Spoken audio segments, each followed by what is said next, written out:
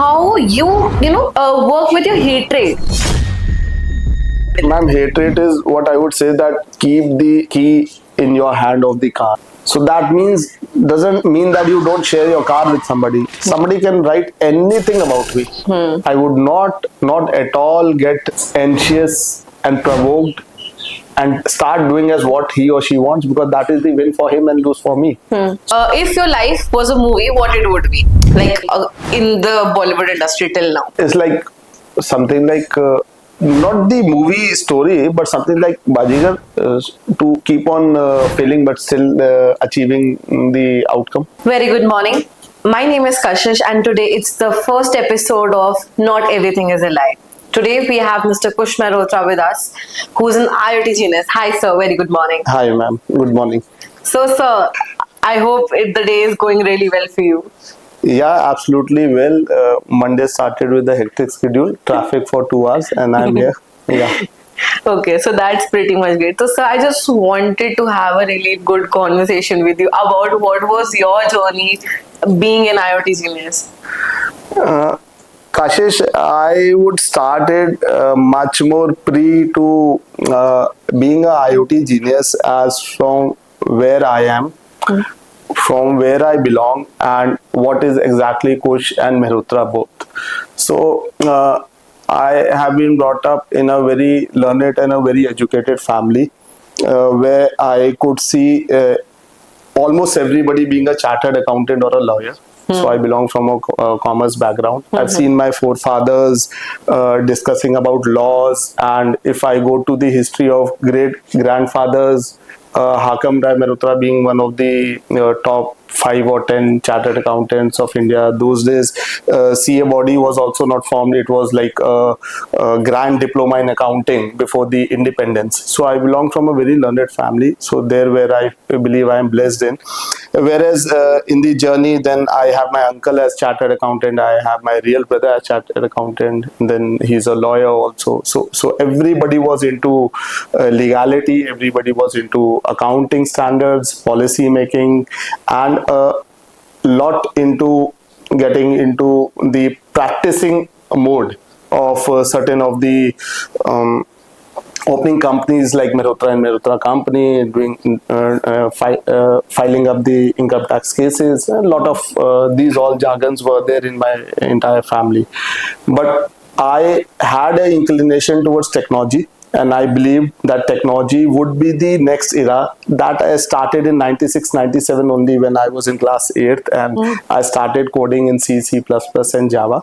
And down the line after 10th, I took physics, chemistry, maths along with English and computer science as mandate, where I got inclination towards languages like C++, Java, and the RDBMS, where the coding of the database connectivity started happening.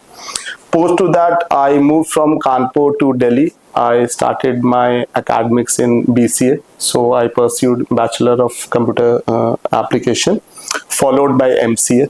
I always knew that the formal education of BCA and MCA would not be the only end of the era. It is just the starting, and it is the tip of the iceberg in understanding the computer science vertical domain.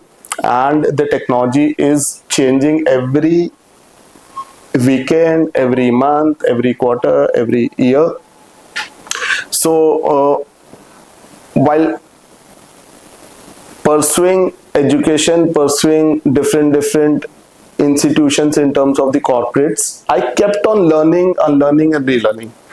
I didn't stop there. So when I was into my second organization, then I started my second post-graduation, followed by a thesis. I did MPhil in computer science. That was pre to doctorate, which I recently completed in 2025. That was Masters of Philosophy in Computer Science in 2009.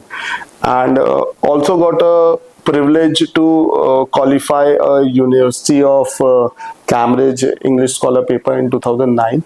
And this way the journey got collaborated towards being a learned person and understanding the technology much more deeper and putting my hands into IoT. So the IoT era basically started from 2006-7 onwards, and where I understand over the sensors, how the data are transmitted from a hardware to a software, and then populating to the form of web apps and mobile apps, and this data churning into some data warehousing, some data mining, and giving meaningful information or meaningful outcome to the users in terms of some complicated or analytical dashboards was the kick what I got in the initial era. And from those years of 2006-7, it is now 2025, but still I believe the learning, unlearning and relearning curve is there, and it is continuing, going on and on in a vicious circle. Okay.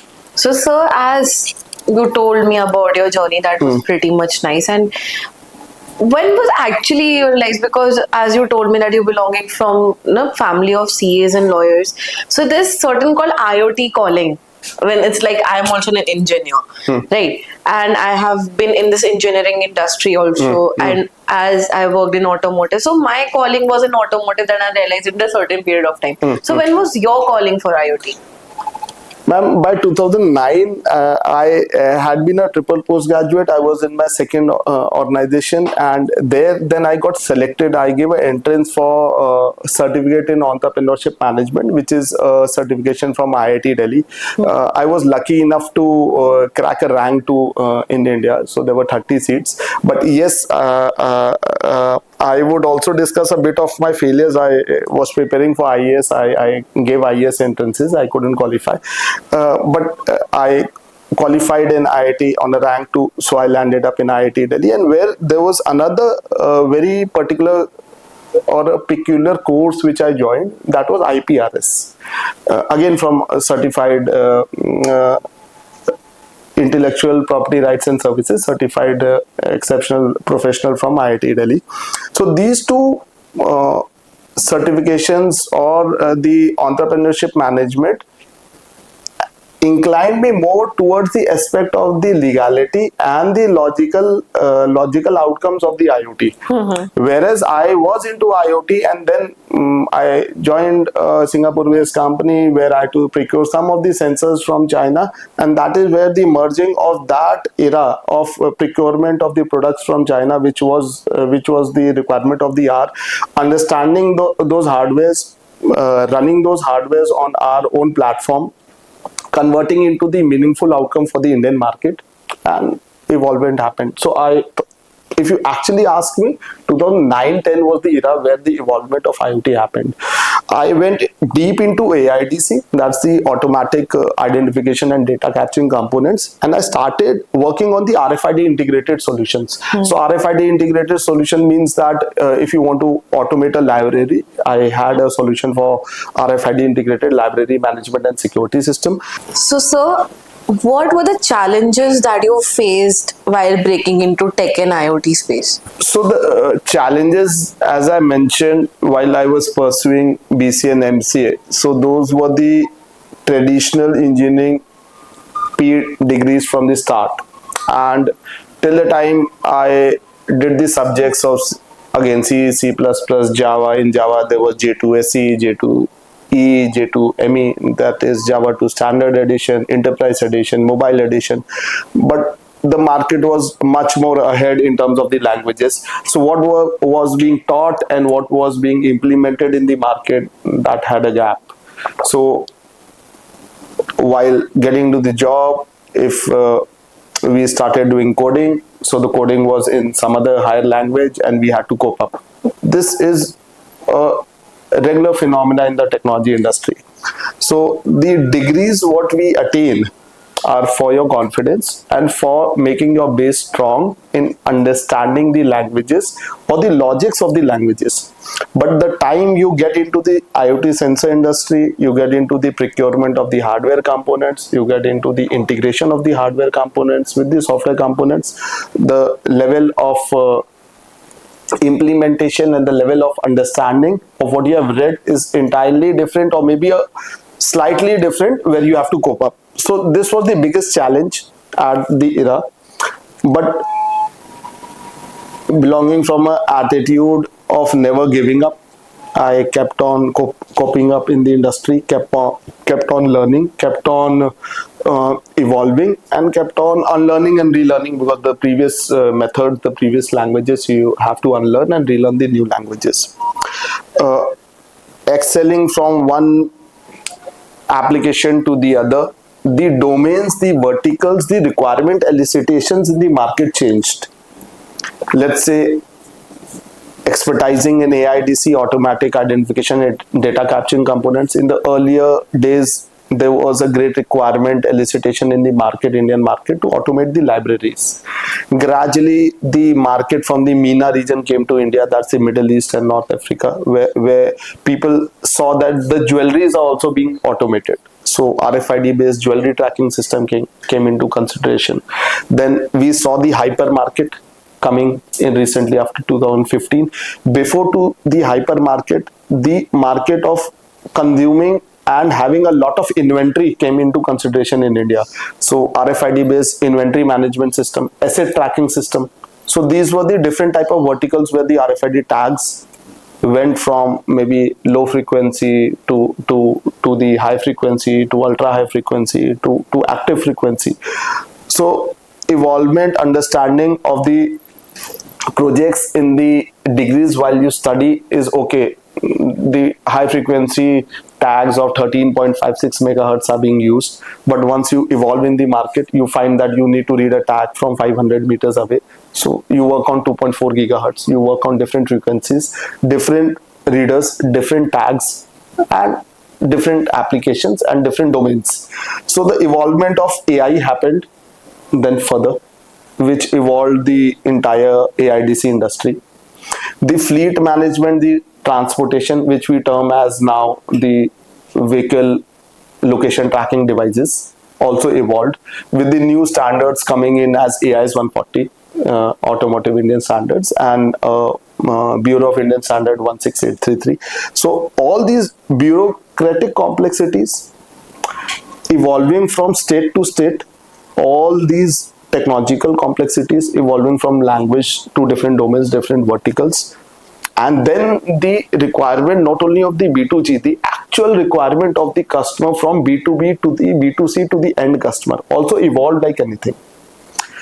Earlier days, it was thought that what we go physically touch in person and buy is right, and now we find what we can order through a mobile app and optimize the costing in terms of not traveling is right. So what was right 10 years before is today is wrong. Exactly. So these were the gaps which I could leverage my diversified education to bridge the gaps in the business development and technology, and ensure focusing on the certification and compliances of the Indian market to deliver the outcome through the different manufacturing of products, at times supply of products, at times procurement of products from China, amending those products as per the certification and compliance of the Indian market, Indian standards, and delivering a turnkey solution to the customer, to the end client, as per the tendering norms of a government tender or as per the requirement elicitation of a B2B customer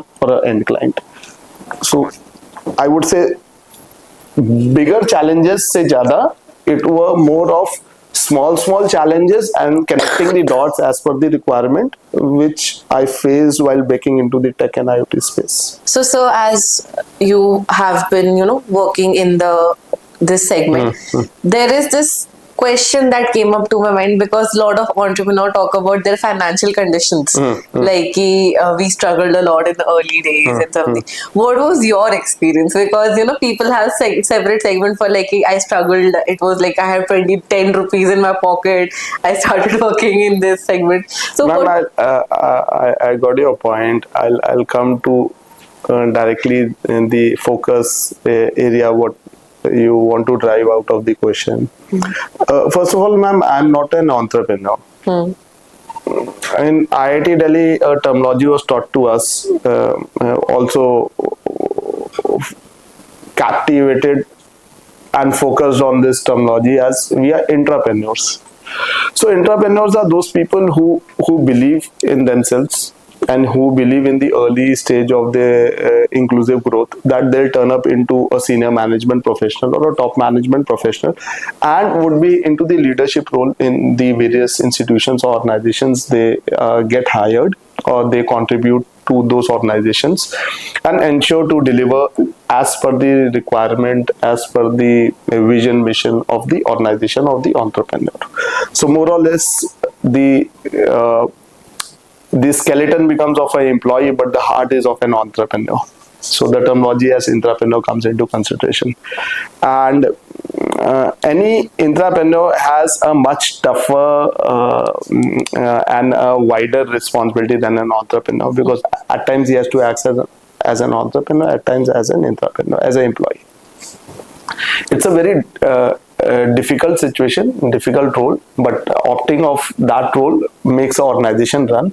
And that is the way the entire world is having 1% entrepreneurs and maybe 2% entrepreneurs, and then 97% employees. So we act as a hybrid between the employees and the employers. And that is in the nutshell what I understand out of entrepreneurship.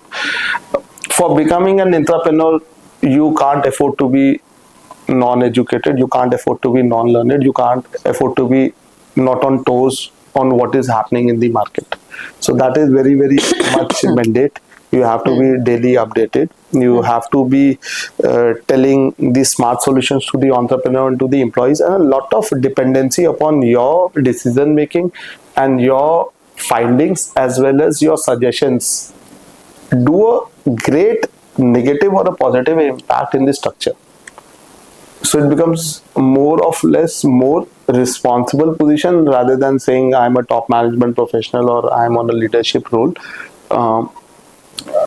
We have to be coming to office at 8 and leaving maybe by 8, because we have to be before the employees also. And once the employees wind up their work, we have to do a nourishing of what they did, what their outcome came, and what are the learnings, unlearnings, relearnings, and what better additional inculcation from my knowledge, my experience I can add on to make that project, that product, or that problem workable into a solution as soon as possible in an optimal time frame. So more time is to be devoted.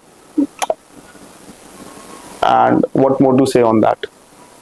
For sure, sir. And obviously, as in, I have been part of being an employee in my early days, because I'm just 20, 21, my age is this much. So after experiencing that is, if you are at the core team, if we speak about, when it comes with directly working with, the CEO or the CFO, so you have a sense of responsibility, like, you have to manage a lot of things apart from just being the employee of the company. So you said it was particularly right. So moving on from the next question. So Will, I really want to talk about actually the corporate culture. Corporate culture. See, the corporate culture in India has become very smooth. In the initial days of my employment, when I used to see there were backlogs in terms of the conventional policies being laid down, the requisitions being done manually. Now all the type of softwares, high-tech enablement of the mobile apps, from tracking and tracing of an employee through a HRMS, a human resource management system, some software. I would not name the brands and the jargons for that.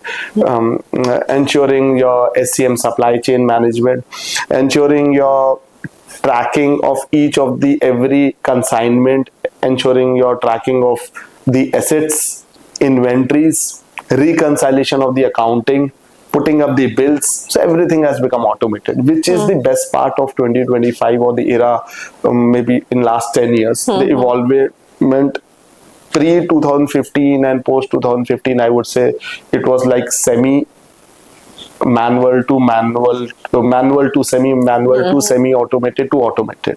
And now the era of API integration in last 7 to 8 years is at the peak. So every data can be pulled from one application to the other if you give the permissions, if the protocols are being laid out. And these application programming interfaces has made the life very, very smooth, very very comfortable for each of the employee to work on, and actually give the real outcome of what is required by an employee, rather than investing his time in making bills, doing compliances for the organization, and then clarifying certain of the protocols of the organization. So the softwares are doing it, and he concentrates on the main work, or the main vertical, or the domain, or the subject matter expertise what he's hired for that in that organization. So actually, so you're actually the the phase whatever the thing went is like if things have been come into automotive like automated and semi-automated and जैसे वो transition हुआ है. I wanted to talk that जैसे you worked in corporate space, right? So what like as in current work dynamics like for male and female are treated equally actually in reality? No, it is treated equally, male and female. And there has been if I see my journey in 20 plus years, there has been a journey in the initial corporates being talked about that let's not take much females because hiring is a problem, managing them is a problem, and then obviously the outcome in terms of the late night shifts and making them travel is a question where we have to see the orthodox culture. But all that has now become seamless. Females are ready to get hired, they are ready to travel, they are much more compatible. The male members are much more less conscious, so it's a freedom. And that freedom comes with a blending of mind of not crossing the limits from both the sides. But as you are less conscious, the comfort is there and the outcome is inclusive and exponential. So I just wanted to talk about also POSH, what happens in the company. Like that is prevention of sexual harassment. Right? Committees in the workplaces, do you think that mostly people prefer to hire female or POSH or would handle it, like female HRs, or there should be an equal balance, I think, of male and female HR? Do you think about that? This is a very, very sensitive topic. If we talk about POSH, that is the prevention of sexual harassment. So I believe that every company as a mandate should have a committee of POSH, which precisely in the ISO standards or the CMM standards, it is mentioned and organizations are keeping. So in nutshell, POSH committees are essential, but their balance varies. In certain of the organizations, the POSH committee has less of the male members, which I believe that it should be more balanced and unisex in nature. So many Indian workplaces, there are more tokenistic than the inclusive, so lacking the diversified perspectives or the proper training. Those proper training should be given. I've yet not seen any organization not following that. So organizations have grown extremely well. With the new rules mandating in 2025, there are disclosures on the POSH compliance also.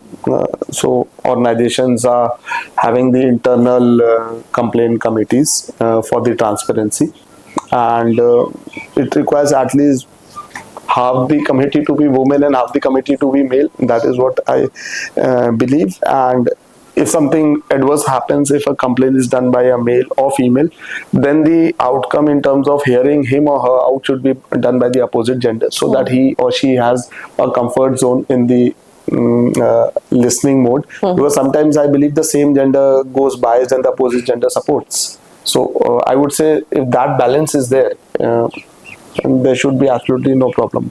And last, the intent and the content is very, very important. So intent and content, if it is evaluated purely, then I don't think that any result of POSH would go in wrong favor for whosoever is being victimized or whosoever is blaming the other candidate.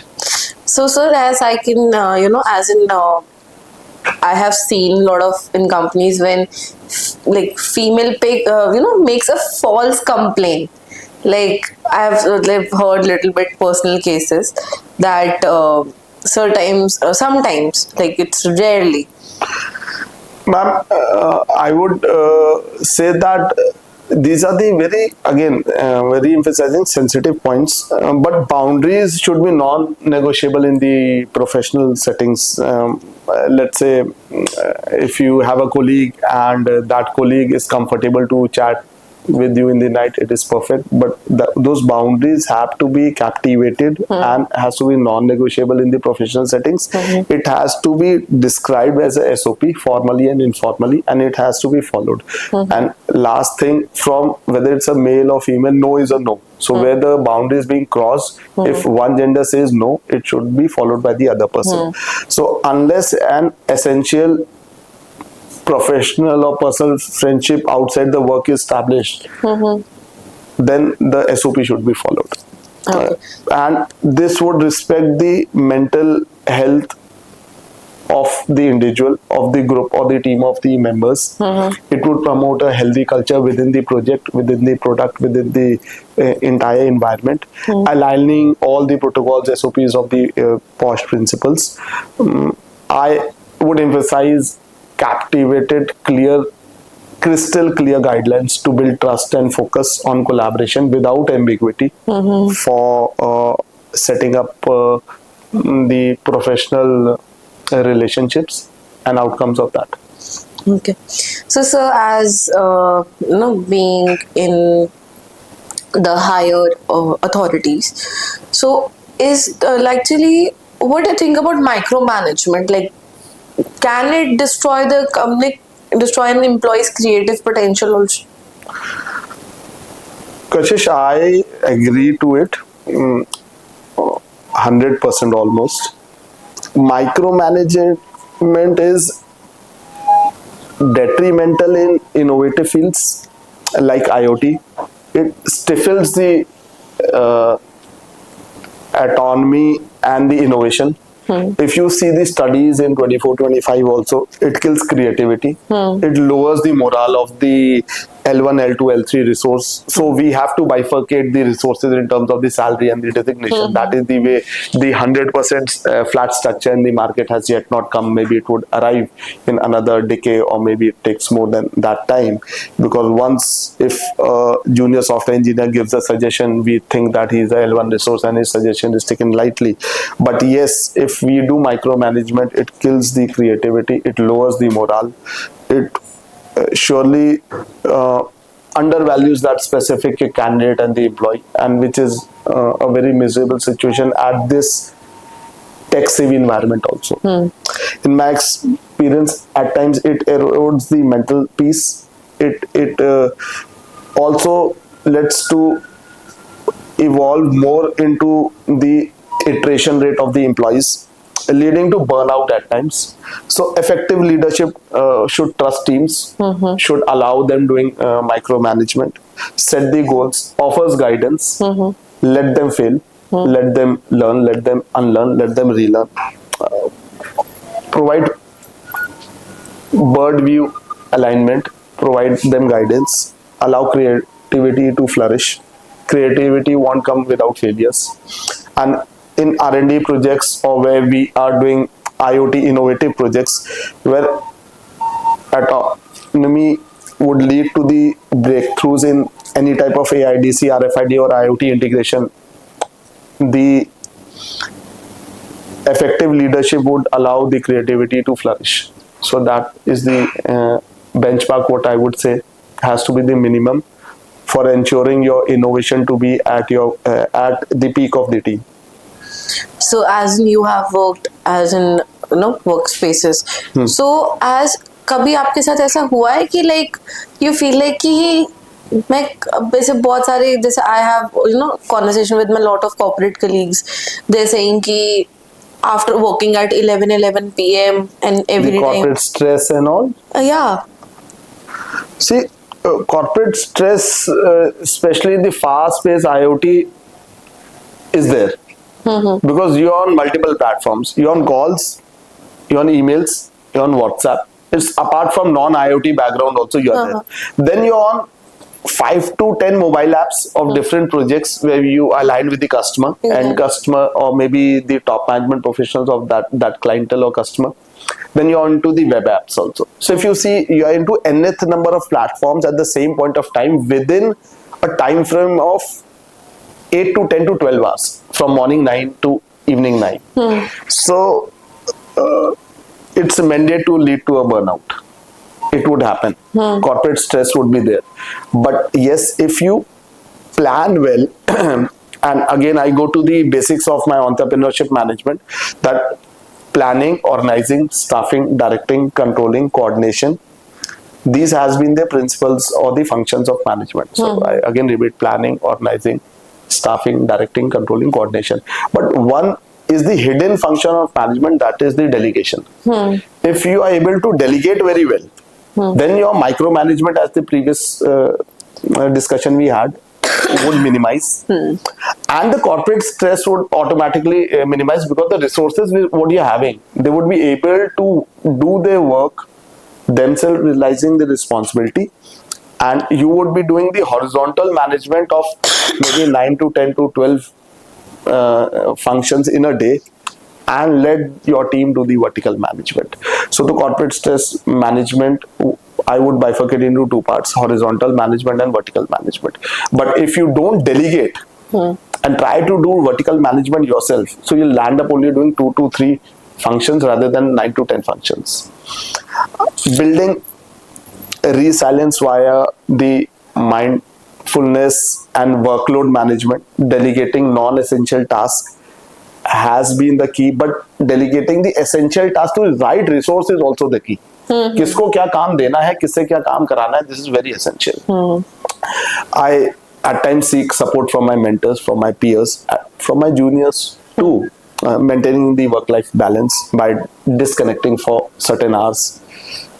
Not responding at times is also a relaxation. A new slogan has come: offline is the new luxury. So at times going offline for a couple of hours makes the matter work, because you revive yourself, like mobile gets discharged and you charge yourself. Then you come with the innovation. Every time responding to every of the WhatsApp, maybe you are just doing a compliance by saying, okay, I'm available. But is that resolving the problem or the solution? No. So you have to take a leap, you have to take a gap, you have to think, you have to plan. Then you have to organize, staff, direct, control, coordinate, and delegate.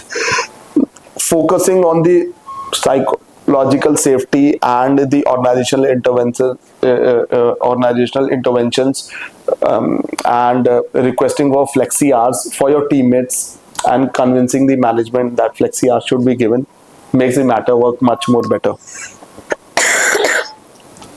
Remembering why, what, how things happen, how IoT would be impacting so many lives which are being associated to the projects, keeps us grounded also, keeps us in pressure also, and ensures to deliver the project deadlines, because the benefit is happening to the actual user. A Blinkit, when gets delivered in 30 minutes, it is not only that guy who's delivering it. The tech savvy app is working absolutely fine in fraction of picoseconds, making that delivery of the supply chain management happen in next 20 minutes. So you are into the real world delivery, so pressure is there. But subletting, delegation to the right resource, and understanding the problems and giving the solutions as a leader is the ask. To reduce stress, yes, going on some ethical learning, unlearning and relearning curve in the career, for following certain of the courses, for following certain of the institutions at times to consult to, and going for short-term evolvement of the knowledge helps in enabling the stress and making you a better personality in the professional market. Okay. So, like, apart from, stress management, there are a lot of things like I have been working with my colleagues in corporate culture only. So my friends get a call on a weekend ki this person, please do this, it's really urgent. And when they say, because we are all Gen Zs, now people are hiring Gen Z, and there are like out of 10 companies, 7 companies, I have recently was going through a survey, they said out of 10, 7 companies denied to hire Gen Zs. because they directly say no to the work. I have ended with the working hours and I won't work after that. So what do you have thinking about that? No, that contradiction by the new generation is mandate. They would do it. They are coming from a flat background. They don't want to call anybody as sir or ma'am, and they want to break all the norms or the protocols of the system. And just by telling that what I read or what I know or what I don't know, still I know, because there is availability of data through so many platforms. So I get to know that in half an hour what you got to know in 3 years. But I believe this contradiction only gives the inclusive and exponential growth. If in the forum there is nobody to argue to the leader or nobody to challenge, so then I don't think that the actual outcome of that product would come into consideration. You won't see. If we see the automotive industry now, the designs of the cars, it is totally unacceptable to people who are of the orthodox old ages.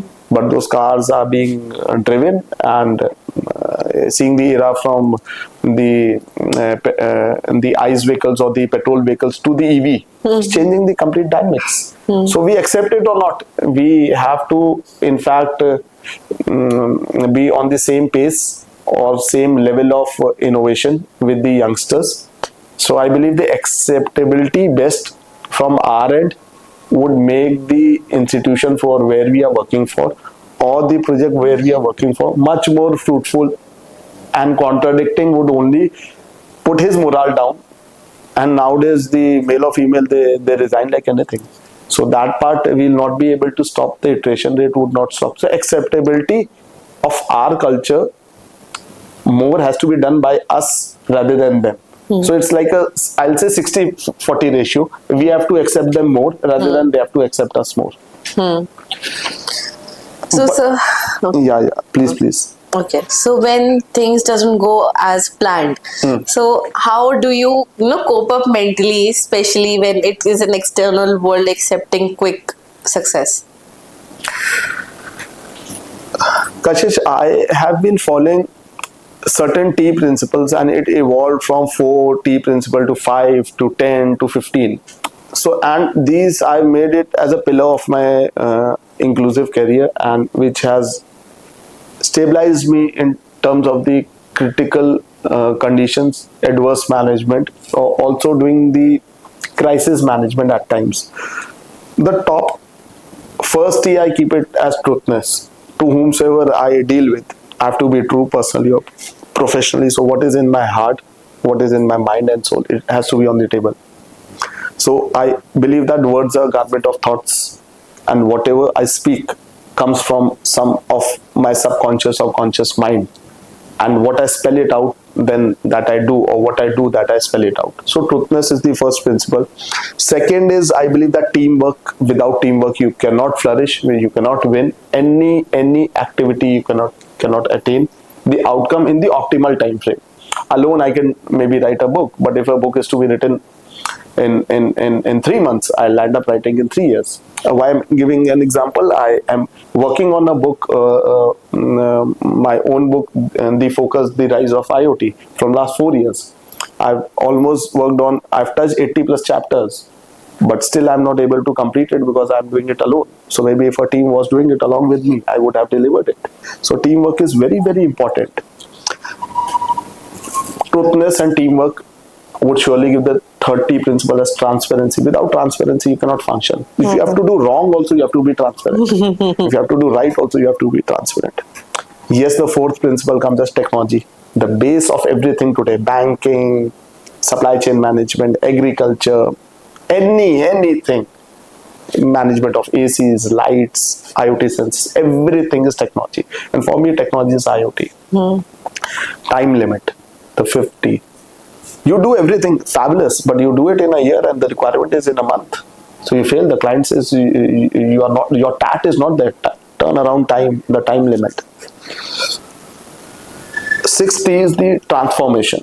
The transformation has to be inclusive and exponential both. So you give an outcome of a product within the time limit, and it is not transformational in nature. It doesn't help the customer in the future. So he is not knowing the IoT outcome from a web app or a mobile app. So we have to make a software which is transformational in nature. Tomorrow, whatever the requirement elicitations in form of the AI or ML would come after 3 years, we have to cover it up today and be transformational in nature. We need to have, again, the seventh, right tools, it is right techniques, right tactfulness as how to use those tools and techniques. We need to have a team which is trustworthy. We need to have a team which is thought-provoking. Further, without a talented team, you cannot win the races. So be sure that the team is talented. If the team is not talented, train them to be talented. Make them align to certain courses or certain thought process on YouTube or something which you read and you learn and they learn. Without the touching emotions, the team want to work for long. So you need to have a great EQ. That emotional quotient would make your team get binded. Believe you me, whosoever has joined me in last 20 years has not left me. They are with me. Maybe in some institution I couldn't absorb them.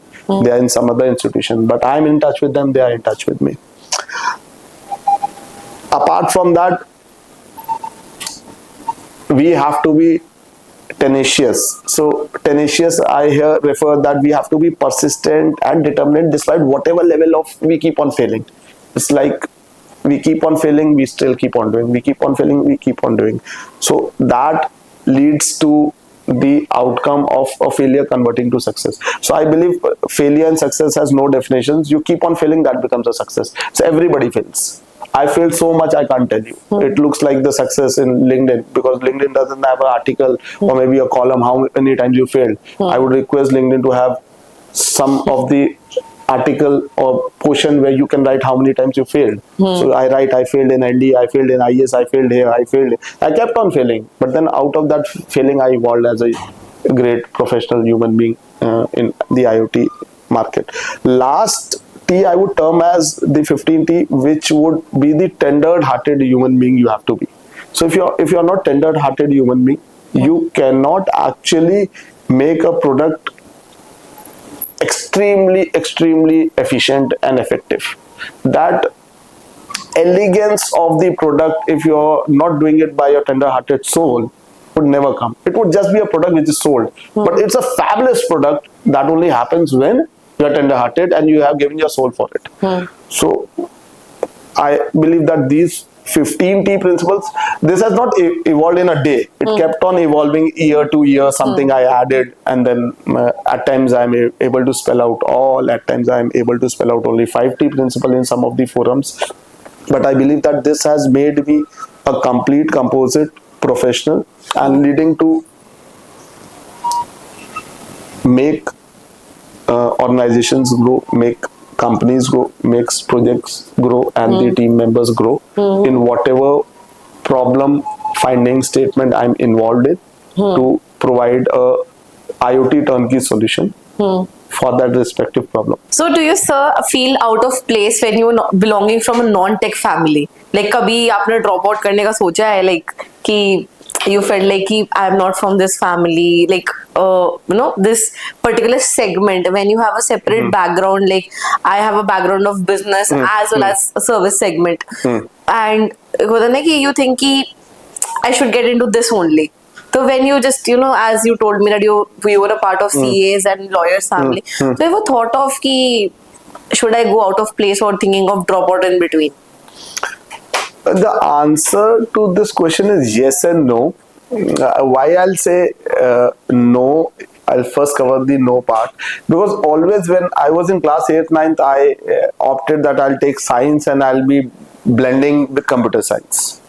And I thought that computer is the field which would be uprising the entire market in a different level. I was not sure, but since I was quite young, but still I knew my intuition was saying it right, that everything would be driven by a computer or a laptop or maybe a mobile app. Too early to say in 96, 97, but I somewhere could see a glimpse of what was going to happen. Then there were so many courses from institutions like AppTech and IIT that helped us a lot, despite coming from a financial background from a family of CAs and lawyers. So we had those institutions in place. blessed in a very rich family in terms of the mindset, being from an educational background. They made us study in very good academic schools. So I am a pass out from Coordinator of JSN Mary Hampton Court. So we were sent in boarding school in from 1 to 5. Then we came back and then we studied in PCV, and that is the biggest school in Kanpur. And then after that I did BCA, MCA and MPhil in Computer Science, MSc IT. Further getting into institution, temple of institution like IIT Delhi, doing entrepreneurship management, doing IPRS, getting a privilege to do transportation management from Israel, now recently honored with a PhD degree. So the opportunities were immense in the market, so the answer is no. And the answer is yes, because when after 12 that curve I had to break from my family and come to Delhi all alone and try out my diligence in the market. So the acceptability was not there. But the acceptability was not there in only not having a network. But coming from a very logical background, very accountable and very mathematically calculatively background of my family, still the network I was able to build up in a very expedite manner. And then the regulatory mindset of my family helped me into attaining the certification and compliances of this IoT market. And recently I was blessed with 40 under 40 by the BW Auto World, which silenced the doubts of whoever was doubting my capability. If I see from 2022 till 2025, more than 40 to 50 awards in terms of the some magazines has been publishing me in top 10 institutions or top 10 rankings of whatever way they could put my portfolio into. So diversity in the background approach of my family fueled more innovation and what a unique perspective to do enterprise management in the field of IoT. It's a kind of a generational break, we can say. Generational break, as well as I would say a hybrid. I would say a unique perspective of my background went to more fuel of innovation to give me a better perspective of enterprise management and IoT than the lot. So I'm strong in accounts as well as I am strong in the IoT and computer science world. Yeah, some things come from the generation. That's something I got it from myself. So my maths goes as strong as second place of decimal. So at what phase of life, like a certain period of time, you feel like that let's quit or I'm doubting myself? Once it came at the time of pandemic, epidemic, COVID-19 crisis. That was a tough time, especially during the pandemic when the components shortage started. The entire Indian market was at halt. We didn't knew what to do. There were certain gaps, and I was exhausted. Due to the threatened projects at the corporates, due to certain of the stoppage into the B2G market, and I questioned that whether should I quit this industry or the industry, that volatility, to put so much diligence, is it worth?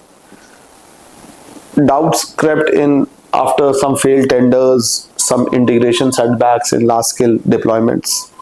But still, then what kept me going was a commitment to the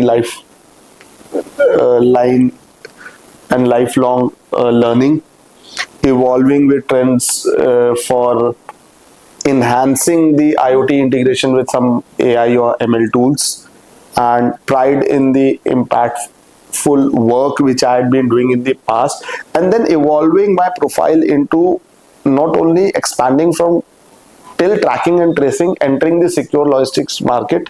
So I covered the tracking, tracing, secure logistics, the mapping, and I evolved much beyond the AIDC and the IoT world, and then started working on certain logistic projects for the government B2G clienteles.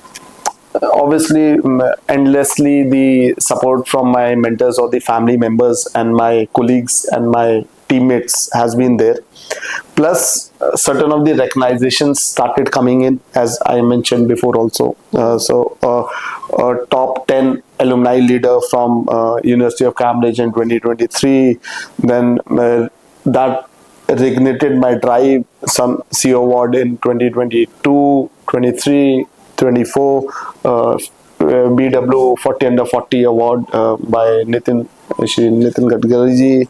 Ultimately, the vision of transforming the mobility and the logistics through the IoT, coupled with personal and the professional growth, pushed me forward, and I revived from where I was doubting, and here I am doing pretty well. And I also believe that certain of the dots getting disconnected in your profiling, personal and professional, makes you revive much better in the longer run, and that should happen in one's career so that he can revive and get into exponential growth as where he has to reach, where he is meant to reach there. Okay. So, major questions that apart from learning from your personal life, I wanted to know your corporate experience, because after working in IoT segment in your like the whole life, you worked in kabhi na kabhi you worked as an employee, being an entrepreneur and then entrepreneur. So there is this things as in person what you felt. Like a lot of entrepreneurs are like ki, your decision, like as in you mentioned before, that level 1 decisions people used to not take that much well, and it's just how a person should have a communication with the leader to tell that these things need to be changed, because every person has a really different perspective, what I see, and sometimes your perspective is a little bit not convenient for that particular business, and somebody's perspective is really like to grow your business 10x within a month or two. What do you have a perspective on that?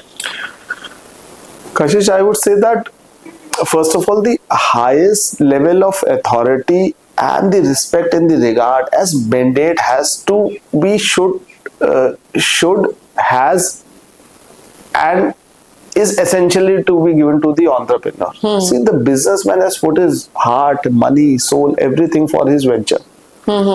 He hires people, and then down the line, whether the profit happens or not happens, he gives the salaries on time. So that level of regard and respect has to be there. If somebody in the forum is not respecting, he is not actually doing justice towards his own family and the entire organization.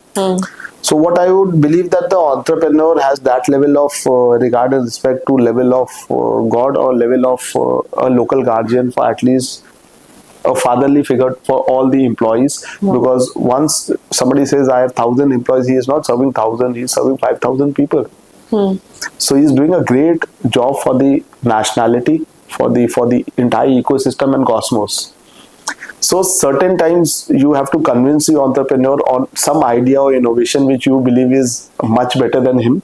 Or maybe you feel it is much better, and longer run you don't have that experience. After 5 days or 5 weeks or 5 months you get to know he was only right. But yes, no human being, no entrepreneur or no manager or no executive also can be always right.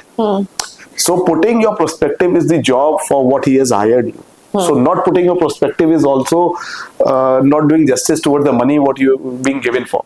So your perspective has to be put. Let's say a problem statement comes and you have an innovative idea A, he has an innovative idea B, and somebody has C. So not putting your idea A is wrong, but putting it how matters a lot. Putting it very humbly, very candid, and re-requesting him again and again in a humble and candid manner would allow you to get space in his mind, heart, and maybe in his time travel, and then he tries your idea. Your job is not to tell that I know the idea. Your job is to get your idea into execution, and that you can only get by humbly requesting, re-requesting, and again affirming that my idea is strong, please give it a try. Then he'll make the team put his time, energy, or maybe he'll buy those components from another country or another company, do a collaboration and work on your idea. So the requisition is only the way. Arrogance doesn't work. It doesn't work with juniors, it doesn't work with seniors, and patience is the key. So if you have an idea, I believe in be true, be free, be you. So be free to tell about your true idea, be yourself. And why would the businessman not give it a shape? And if still the shape is not given, then maybe there is some better idea within the teammate, some junior, some colleague of yours, and there's little space for, you cannot have multiple ideas get executed in the same Exactly. running project and make the running project go live. So it's a live project which is going live for a customer or a clientele. So we don't have that much time. We are not into the entire ecosystem of R&D, innovation. So innovation has to go hand in hand, and the idea has to be strong. It has to be humble. It has to be candid. The entrepreneur would give you the space to do that. I really agree, sir, because as I have worked with my mentor, like I was working with him from a really long time, what I have realized that if somebody has a potential, the people hire people with potential, because the way you can shape, you can have getting out the creative ideas. And my mentor, when I left the organization, my mentor told me this, that Kashish, I know you're making really impulsive decision, but I'll say one thing: once you'll realize this thing, you'll be calmed down, thought in a very in a CEO like in a CEO thought. As I have converted into a CEO, and what I had realized what decision he was making, and I really needed to learn a lot of things from him. As I was also young, and I thought ki I know everything, because this attitude comes in the early like young people, that they know. They have the information, somebody has the experience. It's because things can be learned. What I have realized, theoretical knowledge is okay. When it comes to practicality, you should go with the person who's really experienced in that particular business. See, I'll add on something to this. Any idea which comes into consideration, so first he comes as idea gets into consideration, mind, heart, soul, or combination of the subconscious or the conscious mind. And then that idea conceives. Before conceiving also, there is a consideration for that idea. I saw something, there's consideration for that idea that got conceived in my mind. Now once it got conceived, I need a platform for two people appreciate me. Then only that theory of that consideration of that idea which has got conceived comes into consideration of coming into an outcome of execution. So then I need a platform to tell somebody. Either it's my own platform or it's the platform of some other organization. I tell my teammates. I'm shy enough, I tell in a forum. I'm shy enough, I tell individual. I'm shy enough, I tell to the entrepreneur, but I tell. So as you tell, the first thing as a human being in this planet or cosmos comes contradiction. There where your consideration of the idea and conceive of the idea, how strong you are, you get to know. If you break up in that contradiction, you're gone. But still, if your consideration and your conceive of your idea is strong enough, you start absorbing the contradiction. As you absorb the contradiction, then the second phase, actual phase comes, that people around you start getting convinced. Because you are so strong convinced that 99% people are against you, still you are convinced. Then people says, this guy is being throttled by all, is being contradicted by all, but he's still sticking on his concentration of idea what he has conceived. So then the fourth C comes as convincing. So consideration, conceiving, and then your contradiction and convincing. Then comes the fifth C as collaboration. Exactly. And then the last C comes as complementing. Then people start putting the energy on that idea, and then it is the team effort which makes that idea into execution. Right? It never happens all alone. There are more C's also into this. Cheating would happen. People would take your idea. That is okay. But you would stop maybe at times telling, but still after 5th year or 4th year, you'll still tell your idea. There's no other way. You don't tell your idea won't get executed. You can't execute your idea. If let's say WhatsApp was launched, Mark Zuckerberg would have told this idea to somebody. Exactly. He must have also got cheated. He must have also got contradicted. He must have also got conceived and collaborated. Certain people must have cheated and thought to make an app, but he made it. So collaborative approach has to come. You have to convince people, you have to get that compliment, then only that attainment of that idea into execution would happen. So these are the journeys. People who absorb it, people who are able to do it, they succeed and they become entrepreneurs. So entrepreneurship, that's why I keep it as the most highest temple of institution after the academics. After the academics, I believe the entrepreneurs are running the system. Before to that is the temple of institution like IIT, IIMs and Harvards and Cambridge University, or the big institutions of the world, global world economy. And I don't believe that more than any of these two institutions are running the ecosystem. What I have realized that getting an idea is not a specific thing. How you execute it, that matters a lot. How you approach it, how the teamwork was, because all the C's that you talked about, they're really needed. Just getting an idea is not just enough. No, idea you can get by standing with a tea staller also, and he can give you an idea. Yes, that is valuable. But did he execute? Did somebody execute? And that execution, so idea without execution is actually just a theory, a glimpse or fantasy which you want to prove in it right, but you don't have any backbone to do it, as yet it remains an idea. So during this 20 years, you had any funny experience of your corporate culture? Like oh God, why I'm seeing this or something like this. A certain moment comes in somebody's life. Ma'am, I'll tell you only the most funniest thing is 50 years before or maybe 40 years before, when I'll just do a paradigm shift and then come. When a male member gets married, so you used to talk that kam bolta hai, matlab kabil hai. So 40 years before, 30 years before, who used to speak less were called as actually men. Ye kam bolta hai, gambhir hai. These languages were being used. These words were being used. Dhairya hai, mature hai. Then the era came where communication became mandate. You have to write mails. You have to draft. You have to be an orator. You have to be a speaker. Which I was mentioning also in the break. That gunge ko bhi bolna padega. Right? So we have entered the era of over communication. Within the system itself, within the base itself, people are chatting on WhatsApp and different platforms. Agreed. Every dot is being reconciled. So see the benefit of over communication. Yes, there are pros and cons of over communication. People are getting too much into the heads of each human being as a professional or a person.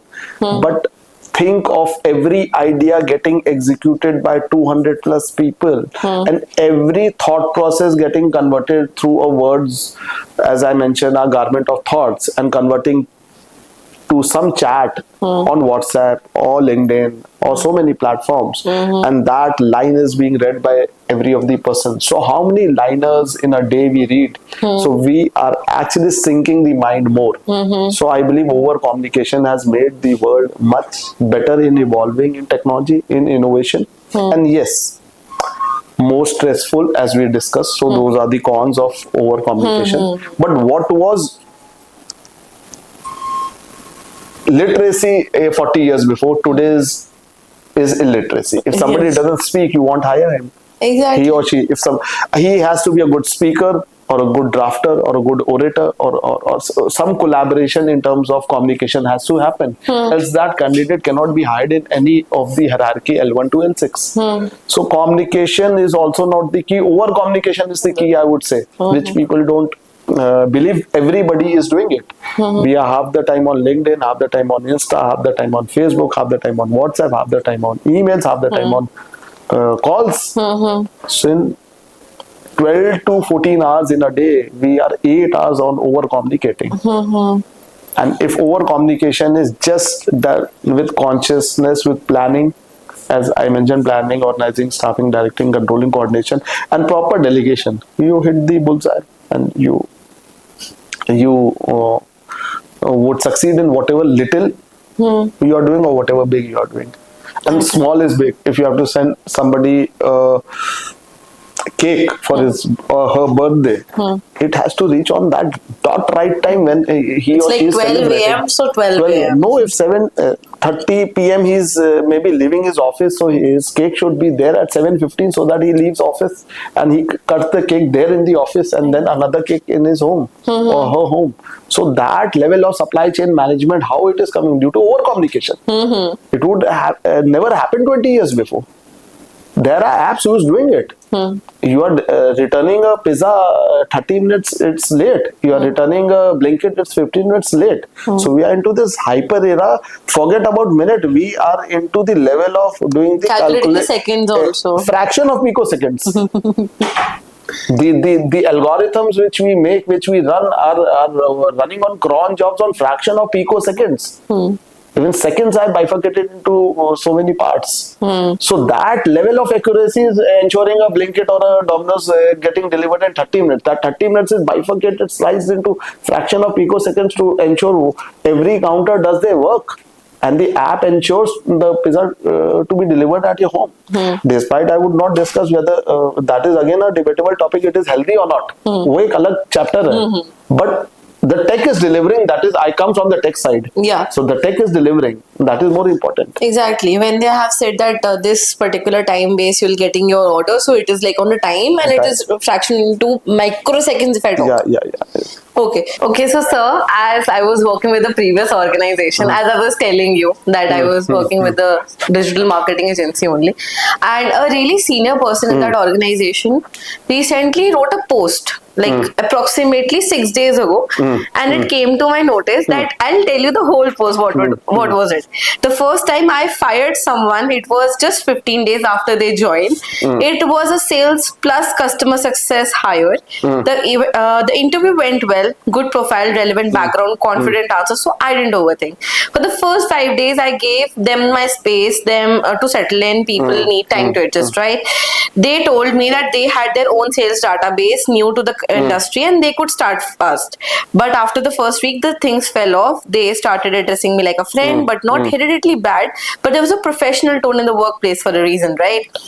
On a client meeting, they pitched their own freelancing services mid-conversation, completely unprofessional and unethical. I sat them down, explained that I may be your age, but I may be cool outside the work, but not in my business. I'm serious and extremely serious.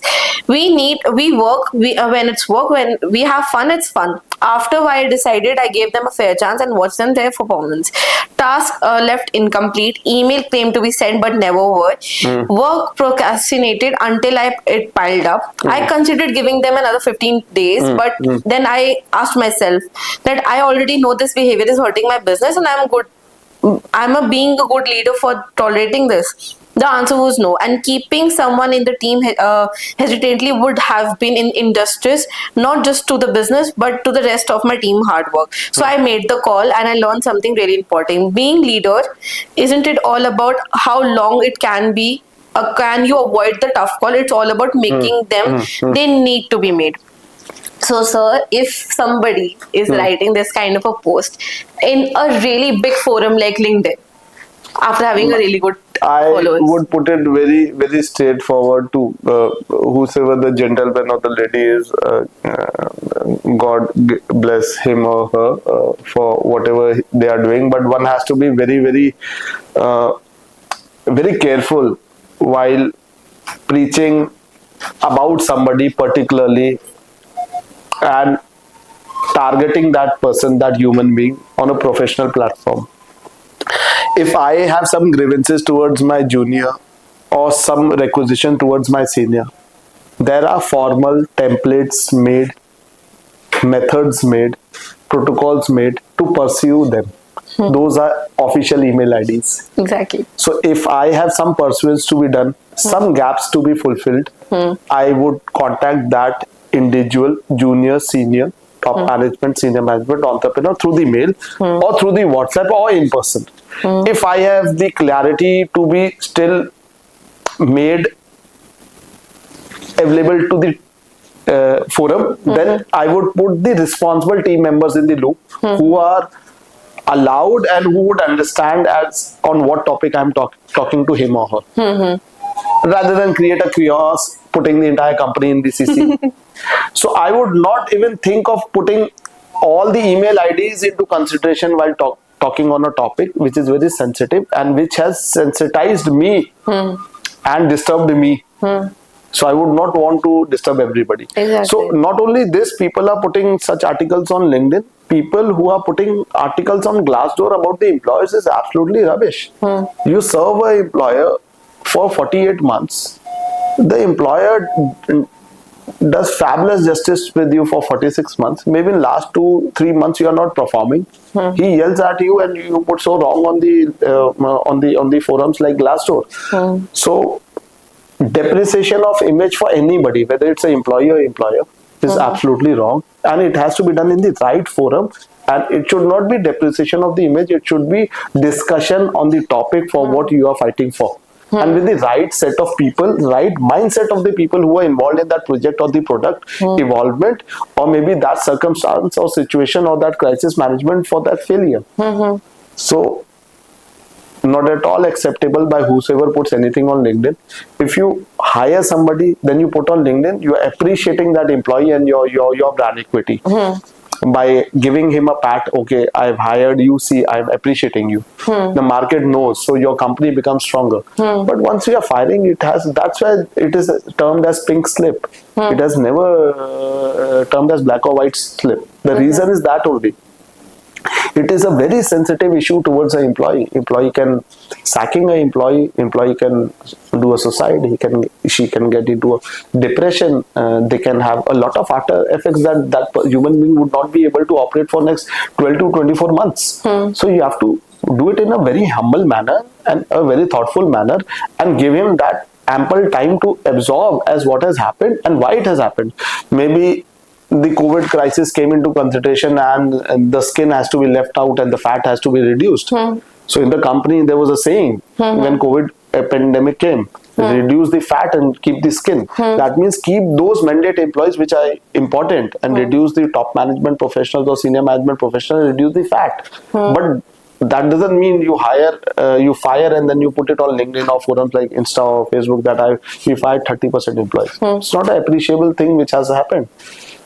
So firing has to be done closed doors. It has to be done very humbly. It has to be done very sensitively. And similarly, employees also should think of before uttering a word about the employer. And that culture has to attain to make the entire ecosystem go well in the industry. So what I have realized, I'll be really honest, I was working with this employer, and the position that person's talking about, that was me. Okay. And I am saying it on the face because I am not the kind of a person who would be, being that if I have listened something about me on a really good platform, I don't think I didn't respond back in such a way, because it doesn't mean why should at certain 15 days we enjoyed, we had our bags and everything. But ma'am, I'll put it this way: let people talk. Your diligence and your effort towards what you do in longer run would give the response. Every response is not to be given immediately. Exactly. If you immediately give a response, that is not a response, that is a reaction. Exactly. Today, somebody who laughs at me, please laugh. Tomorrow, what I'll do, create an institution or create a society for that. Then you would be the person who would be, again, that 5C, 6C principles is that only. My idea, when it is conceived or consideration, it comes, again, I repeat, that is contradicted. And that is one should be very much prepared 100% for it. वो contradict हो रहा है, इसका मतलब आपके idea में दम है. Exactly. And उसके बाद वो कन्विंस होगा, उसके बाद वो कॉम्प्लीमेंट होगा, उसके बाद वो अचीव होगा, और उसके बाद वो क्लैरिटी से उसका आउटकम में सारे लोग मेहनत करेंगे. जो कॉन्ट्राडिक्ट कर रहे थे वो भी उसमें पार्टिसिपेट करेंगे. So that is the way the human force management works, and we should not be 1%. If somebody wrote, I said in the first statement only, hats off to his or her mindfulness and the God bless him or her in terms of getting grown more. He has yet not reached there. If he would have reached there, then he wouldn't or she wouldn't have done that. Downgrading anybody would nowhere make you bigger, nowhere Person, make like, you to be honest. on a higher Because higher you level. never know when the person comes in your help. Because when the moment you downgrade Not it, help, because not help. Also, that would become your habit in terms of downgrading, and then you will be downgrading your own institution, own people around you. because It it is your will habit. create an Yeah, image na, yeah. that once I left the More organization. than the image, I would say it is a habit. वो down the line वो अपने आप को ही kill करेगा longer run में वो habit. The image would only be a smaller word that I create a camouflage image just in front of certain people. But down the line, if somebody has a habit of मतलब अपनी line दूसरे की line छोटी करके क्या अपनी line बड़ी करो, that is what I want to say. So making our own line bigger is more important than shortening the line of other Because people. of how much you stay grounded and how much you stay down to earth will lead you to success. Yes, 100%. But keeping yourself in a hierarchy that as I was working with that particular person, that person was my same age, so I thought that thinking matched, right? When the thinking match, you come to like professionally, but yet you as you mentioned that Gen Zs come in a first name thing because they don't call you sir or ma'am. That is a habitual thing. When you're working in the same generation, you feel like this is the same person and he or she will think on the same. But if you're going on a really back approach, please make the person clear and don't just just say it, no, ki this is not I'm liking or something like that. You're not making things clear. You're getting in assumptions and then you're blaming the person. So I don't feel it's right. Fair enough. So that only I'm saying na, in the practical word, in the longer run approach, gradually whosoever writes bad about somebody would realize that it's a complete waste of time and energy, and no outcome would be coming from that. Because it's like you're getting on the personal thing on this thing. That is not at all professional. And उससे कोई फायदा होने ही नहीं वाला है पूरे ecosystem को. And gradually ऐसे लिंक्डइन पोस्ट को people start discarding it. That is the way one moves on and one doesn't discuss also over it. या so if given a chance you can cut this and we should not discuss over this also. For sure, sir, no problem, because it's needed. As in even in Gen Z's also, people nowadays writing everything that we made this move, we technically do. Sometimes I felt like I have read your posters also. Read the valuable things and leave the non-valuable things. So invaluable and the valuable things we have to consider, and the non-valuable stuff we have to discard. So I believe that this is like a waste management, discarding the waste. Somebody is mentally ill and started abusing about people. So what would people do? Nothing, Either block that ID. No, if it goes worse, they'll block it. They don't want such stuff. I would be wanting people to either appreciate or giving some solution for the problems which couldn't be done by certain of the employees, rather than telling कि ये हुआ नहीं तो उसकी वजह से नहीं हुआ, कोई किसी की वजह से ना चलने बर्बाद नहीं होता. So it is like they are telling, but it is that they are responsible for their deeds, and the anger or the threshold limit they are crossing by putting, and as I mentioned, words are garment of thought. So their thought process is evil. So we have to discard. That is the only way it has to go. For sure, sir. Yeah. Okay, let's start with the rapid fire question. Are you ready, sir? Yeah. Ready, okay. Please. So one Bollywood character you will define your personality. Now this is going to fill me. Bollywood. So it has to be quick. It's a rapid fire question. Shah Rukh Khan. Okay.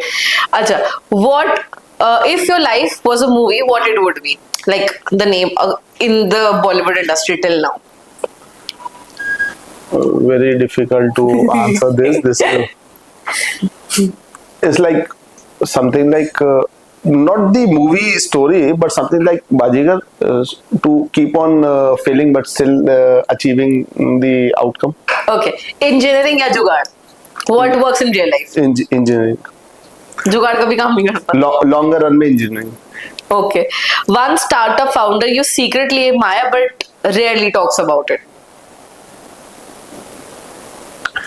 For a startup founder, despite I have been into leadership positions, but the idea and the innovation, which has the right execution, which the founder would never be wanting to tell his kitchen recipe to anybody. Okay. Work from home or hustling in office cubicles? Hustling in office. Nothing makes better work in person when somebody is sitting. Like a picture speak 1,000 words. So if you have your office team within the office for 1 hour also, that makes the matter work. So if work for home has to happen due to COVID pandemic crisis, it has to happen maybe in a composite or a hybrid format where 3 days work for home, 3 days in the office. Okay. If that situation allows, and if the situation allows to be in office, then I would ensure the team to be in office at 9 o'clock. Time matters to me. Okay. That one gadget that you can't live without apart from your phone. It's the phone only. It's the mobile only. Okay, like people have this thing. The laptop. Laptop. Okay.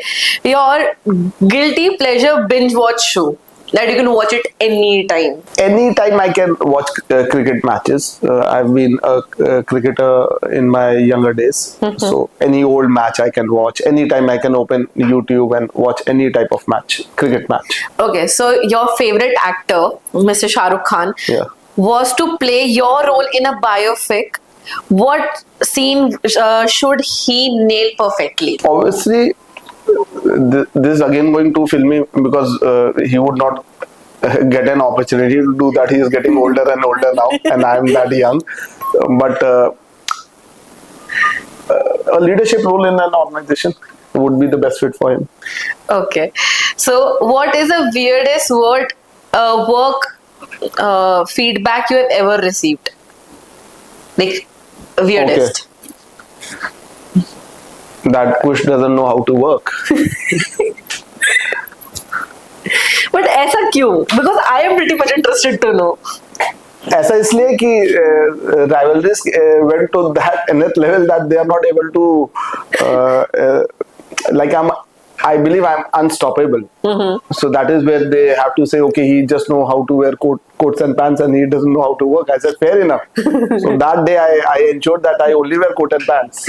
So a time came when I was known that, okay, people are criticizing, he goes to conferences, symposiums and certain of the expos and wears coats and pants and ties and just speaks and he stopped working. So I said, okay, fair enough. That is the only job then leaders have, and the senior management and the top management professionals are into the job of becoming front faces of the projects, of the products, of the organizations, of the teams, of front facing everything. So we only not front face in expos, we front face the crisis management also at time for the projects.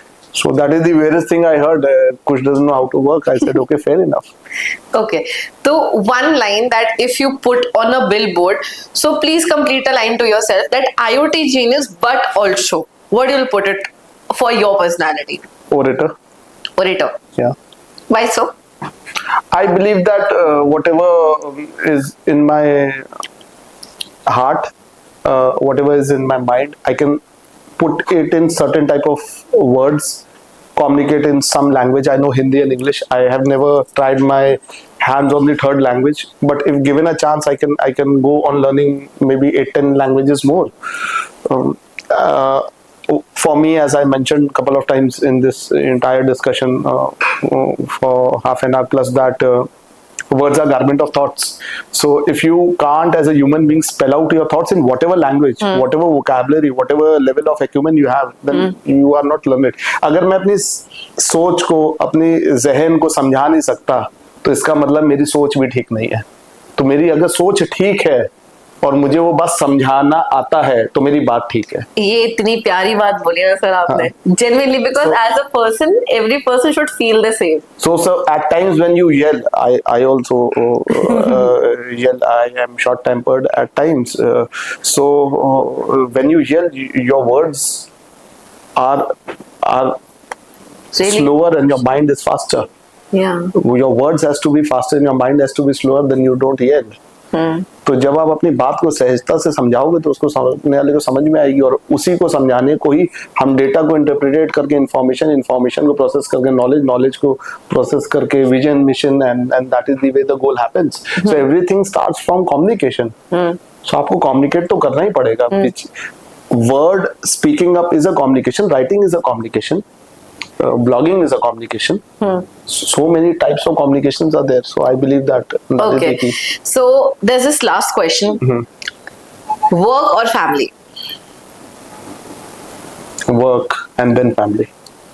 Well, everything functions from work only. Believe you me, you take off for 4 days, your family is happy. You take off for 4 months, They won't be happy. no, everything would be scattered, all the dots would be distorted. Everything functions on the layer of work only. When work is substantially functioning very well, then the family functions very well. So work is maybe 80%, family is 20%, but that 20% essence to the family and the friends and the teammates happens when the work is 80% functioning absolutely seamlessly. So everything is work and then followed by 20. So many problems are there in this country, and then people are just talking. Oh, people are not working. I'm extremely sorry to say. Swachh Mission Abhiyan has happened so many years ago. It started with so many governments. People are not cleaning their homes. What would the government do? So it is not a problem of an individual. It is a problem of the entire nation. So see I'm sorry to say the difference between China and India. People are working. We are working and gossiping. We have to minimize the gossip and work more to get the outcomes better. Okay. A lot of lacking in technologies, a lot of lacking in collaborations are there, which with work only it can result. Yes, talking is important, as I mentioned, planning is important, but we have to plan and execute. For that execution, work is important. Exactly. Family would function very well if your work is aligned perfectly. Then you run the family, you run the friends, you run your teammates. Okay. So, sir, my major question was that we have discussed that a LinkedIn post that somebody as how you work with your hatred. Like people get a lot of hatred when they work. They're really successful or they have a really innovative idea. They can cross something. So how you handle it? Ma'am, hatred is what I would say that keep the key in your hand of the car. So that doesn't mean that you don't share your car with somebody. But when I have to get angry, then only I get angry. Somebody can write anything about me. I would not at all get anxious and provoked and start doing as what he or she wants, because that is the win for him and lose for me. So I would only get angry when I want to get. And if somebody has decided to write something about me, I would not react to it. I would respond to it by working hard and making my line bigger and then arriving in the market rather than doing some arrangements to distort that person. And which we were, while having coffee also, we discussed कि अगर it's a bit brutal, but अगर मग की गाड़ी में कोई dog है वो tyre को काटने लगे, so I would not get aside and start biting the dog again. Exactly. I'll move on. So there are people who would crip about you, quarrel about you, say bad about you, abuse about you. Don't you think the Prime Minister is being abused? Yes, but still he is working. That is the most important. Most important point is that he's working. So he's working and he's absorbing the criticism. And lastly, I would say criticism उसी का होता है जिसकी तरक्की हो रही होती है. So if somebody is being criticized, that means he is growing somewhere, and that's why the criticism is happening and people are eyeing on him, and it's a sign of growth. That means either that person is arriving, either I have arrived or he or she has arrived. That's why the criticism is happening. Nobody criticizes a dead tree. Criticism happens for something which is being grown or which is growing. So this was so accurate answer, and people actually should know that even criticizing somebody or giving to somebody leverage to Obviously. It's just about giving the leverage to somebody that he or she is in the path of growth, and it's different, and that is actually inclusive and the continuous growth. That's why they are criticizing, and it's simple. You should take it as a right vector direction for your life, that you're going on the right direction. That's why you're being criticized. So आप ना भी coffee पीते हुए हमें एक शिवजी और पार्वती जी की कहानी बता रहे थे. आप प्लीज आप अपने ऑडियंस को बताइए कि एग्जैक्टली स्टोरी क्या थी. Shivji and Parvati, what are you saying? Again, this story I've overheard from some of my family members. I don't even recall. So there was Shivji and Parvati, and they thought that, okay, to understand more human beings, let's play a game. Let's go downstairs on the earth and see with the villagers to understand human beings how they are. So Shivji and Parvati गांव वाला या गांव वाली बन के and with animal they are walking. So the villagers pass by and say how stupid the guy is. Now they are normal villagers, they are not god or goddess where people recognize that he is Shiv or he is Parvati. So I'm pardoning my words because now they are normal villagers. So the villagers see and say how stupid that guy is. When he has an animal, why is he not laying down his wife on the animal? पैदल ही चल रहा है. तो ये सुन के Shivji, who is a गांव वाला, puts the wife on the animal. फिर the animal is a donkey. Then आगे जाते हैं तो लोग बोल रहे हैं कि देखो कितना जालिम बंदा है, एनिमल के ऊपर अपनी हट्टी हट्टी वाइफ को बैठाया हुआ है. Second criticism. Then the third criticism happens that he puts down his wife and then he sits. Then again people criticize कि वाइफ को पैदल ले जा रहा है, खुद एनिमल में बैठा हुआ है. Third criticism. Then the fourth, he keeps his wife also on the donkey. Fourth criticism कि they are not at all considerate towards the animal and then they both are sitting. Then the fifth criticism already which has happened in the first only कि तीनों ही पैदल चल रहे हैं तो they are stupid enough, uneducated, they are not. So whatever you do, I give this interview, then I'm criticized. I don't give, then I'm criticized. You do whatever, you're criticized. So the point is, you just do as I mentioned, be free, be you, be yourself, be true, and that's it. And just do your job or whatever is being assigned by the employer, with the God's grace, or with the opportunity what you got. Do justice to that opportunity today, tomorrow you are there or not. So criticism, people who are doing is they don't have much work to do, so they are criticizing. That's pretty nice. And sir, अब जैसे what if thinking about AI, because 99.9% people are getting, dependent upon ChatGPT, DeepSeek, these kinds of AI gadgets if we talk. So what do you ever thinking about that? Ma'am, I would say this is the same era which happened in 96-97 when the computers came into the Indian industry and one portion of the people started criticizing कि computers हमारे manpower का job खाएगा because ये काम हम manually करते थे. And there were certain slogans as well as dharnas also where computers were broken on the road, and a lot of pictures came in the movie and on the newspapers. Those times we didn't have so many apps and all, where it was saying that computer को बंद करो क्योंकि computer would eat up the jobs. But gradually people realized that computers are not eating up the job, they are enabling the human beings to do much more jobs. It is the same era in the form of AI and ML. Artificial intelligence and machine learning is at one point of time people are thinking, yeah, I used to write a letter, I used to write a draft, I used to write pre-bid queries of a tender, I used to do the technical evaluation of this complete documentation, taking 8 hours or 2 weeks to do it.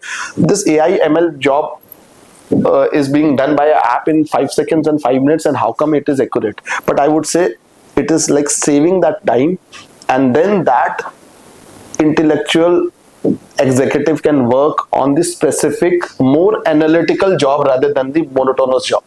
So it is the mindset which has to change, as it changed in 90s in the Western world, late 90s in the Indian market. It has already changed in the Western world. It would again take 4-5 years to absorb in the Indian market, and we'll be through from this also, and we'll be absorbing AI ML, and we'll be appreciating people now when they make their mails and say, okay, this is an AI driven mail, fair enough, you just customize as per the requirement of the project, requirement of the organization, and do it, which you was doing 4 hours, you are doing it in 40 minutes. So thinking that way is absorbing the actual intellectual brain shell of the employee and getting him in more innovation rather than the monotonous job of daily drafting mails where he was just doing a routine job. Thank you, sir. Okay, so what you are thinking that India is a developing country, and China, if you talk about Japan, and these countries are developed, if we can say. What is a major difference that you think? And the major difference for the Indian market is we come from ambiguous of cultural casteism and cultural behavior mechanism in every 10 kilometers. So according to me, India would be a developing country for another 100 years also. That doesn't mean that it is not developing.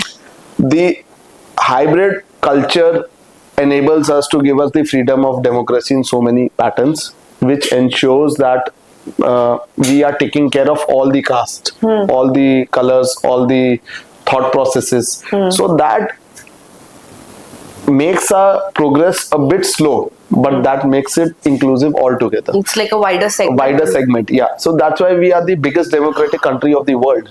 So that is not a small thing. So India has its own subjective growth, I would say, and objective growth, inclusive growth.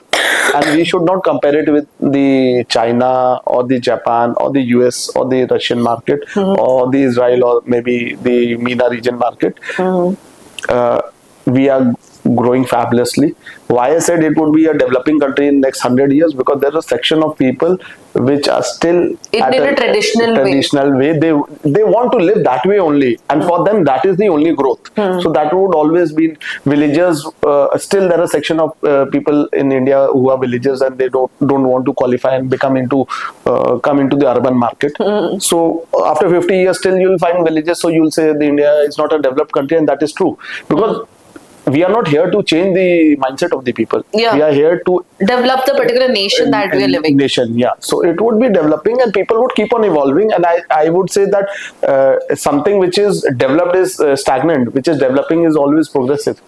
So developing is a stronger word than developed. I'm coming from that mindset. जो चीज developing हो रही है मतलब वो रोज grow कर रहा है. एक बार developed हो गया तो stagnant हो जाएगा. Exactly. So from the outcome of where I am seeing India would be the most powerful nation in the world, where all the cultures, if tomorrow some other new culture comes from any other country, it will adapt eventually. Yeah.